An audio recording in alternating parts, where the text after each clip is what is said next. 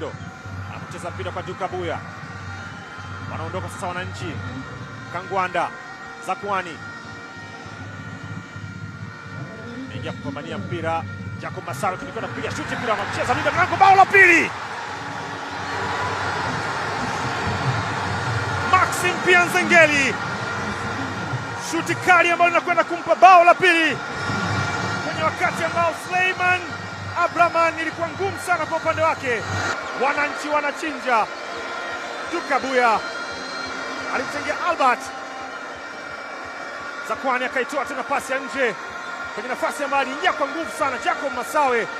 Max akachia fataki ili kuandika bao la pili kwa upande wa Yanga. Tazama makosa ya kiulinzi yanapokwenda kumfaidisha Max Nzengeli, lakini kubwa zaidi ni kipa kushindwa kucheza mpira ambao unakwenda ndani ya neti.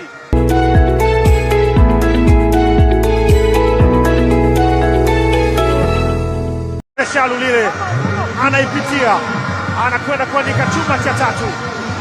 Aliwakosa mara mbili, lakini hii ya tatu inakwenda kujaa ndani ya neti.